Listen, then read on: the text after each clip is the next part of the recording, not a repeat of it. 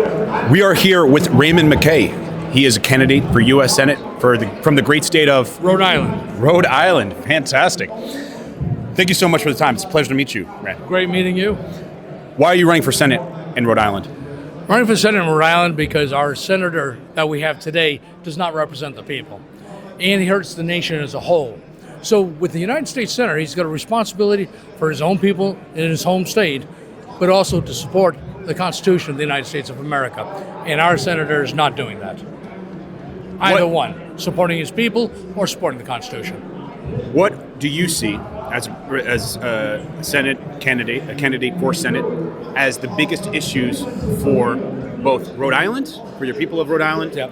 and for America? So for our people in Rhode Island, it's the economy, it's the runaway spending, which is pushing up the inflation. And you listen to the talk of the inflation's going down. Yeah. Excuse me, but my cost of bread hasn't gone down. Yeah. So it's just not rising as fast, Yeah. loaf of bread. So with that said, that's one of them. We've got an older population, so taking care of Social Security. But Republicans are not going to take away the Social Security for the seniors. Last year, my opponent had the ability to take care of Social Security and start refunding it. $0 in last year's $3.4 trillion budget that he and President Biden put in place.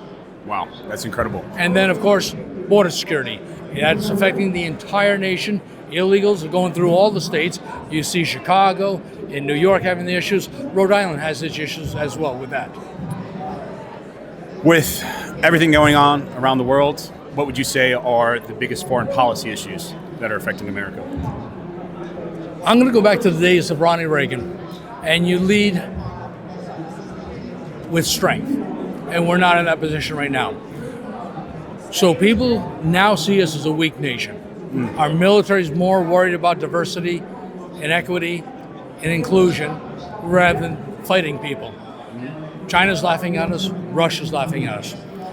Our biggest concerns right now, the Middle East with Israel. That's a powder keg waiting to go off. You've got Iran flexing its muscles. Yeah. So huge issues internationally.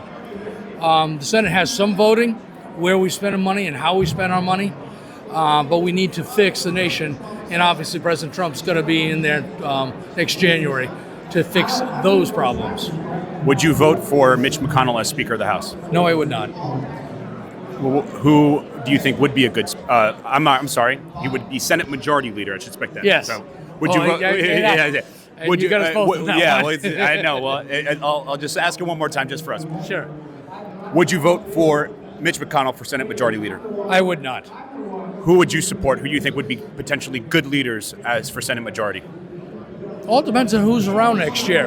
Okay. I like Tim Scott, but he might be VP. So Yes, yeah. absolutely. So we'll have to see what plays out in January. Hypothetical, say you are already in the Senate. Yes. There just was a big debate on the Langford immigration bill. Yes. Would you have been part of the senators that voted with Langford and were working with Mitch McConnell to make that bill, or would you have been with those who opposed it? I would have been with those who opposed it. It was a weak bill. There were an awful lot of things that pushed on to the next administration. It wasn't real time. So I've read that bill. Not a good bill. You talked about the immigration crisis that we have right now. You also alluded to the financial crisis that we have, and the Congress has the power of the purse. That is correct. What do you think is the way, as a senator, you would be part of the solution for getting our spending under control and the profligate monetary policy that we have, the fiscal irresponsibility that is really, it could just take the dollar off being the Federal Reserve currency in the world? Policy-wise, you start from zero-based budgeting. Okay. And that makes everybody sharpen their pencils and take a look. You don't get 5% because it's a new year. You don't get 2% because it's a new year, because of inflation. You go zero-base and you own what you need. I've done zero-based budgeting for the federal government before, and it needs to be done now. You've done it before for the federal government. Talk a little bit about your background. What was your history of it, that people can get to know you a little bit? So 11 years in the United States Army. Wow. I'm a father of 4.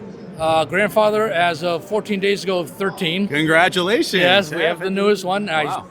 sent out a survey to the family. Are we done yet? Because Christmas is getting expensive. Very expensive, I can imagine. So, with that, my career was 26 years in IT with the city of Warwick. Oh, wow. And I was the network and telecommunications manager for the city. So computer geek personified. I had 32 buildings on network and 1,400 employees at one time. Wow, that's incredible. If you had a message to send to the people of Rhode Island right Yes. now as to why you are the candidate that they should choose as the Republican nominee, as you still have to go through the I have to go through the primary process. Why? Which is late. Let's do the primary first. Yeah. Why should they vote for you in the primary, and why would they vote for you in the general? Okay, so primary for both of them. I'm a patriot of the city, of the nation.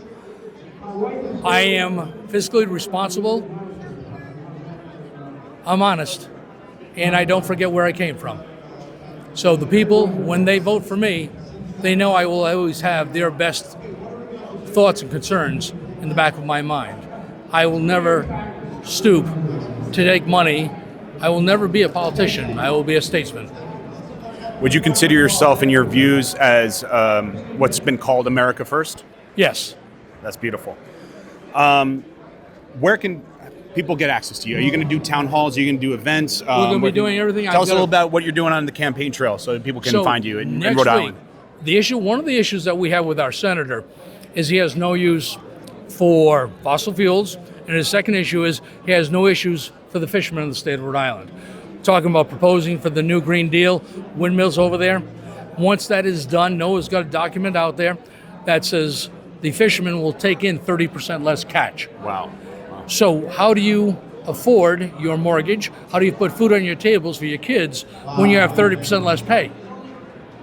And that is something our senator is for. Wow. So I'm meeting next Tuesday, once we're done here. I'll be on the boats in Point Judith, Rhode Island, headed out, talking with some of the captains and talking to them about their concerns. What time? You said next Tuesday. What time can they expect it? Next Tuesday is going to be 2 p.m. coming out of Point Judith. That's an exciting event. People can get access to you, get to know you, Yep. know what your policies are, who you are as a person. Right. So my website's up. I am all over social media. So the website is McKay, MCKAY4FOR, Senate.com. I'm on LinkedIn. I'm on everything. Everything. That's where you got to be. You got to be everywhere. Get access to you. The biggest thing, we talked the other day here about force multiplier. Yes. When I go and speak to the people in Facebook, most of them are my followers. It's an echo chamber. Yeah, we got to get out there. We need to get out of there. So the people who know me, who see me, who follow me, I need to know the people you know, and that's how we win in America, by getting the message out through those people. That's wonderful. Well, Mr. Candidate for the Rhode Island U.S. Congress, U.S. seat for Senate, thank you so much for your time. It's been an honor. We wish you the best of luck, and we'll see you on the campaign trail. All you do. Amen. Thank you.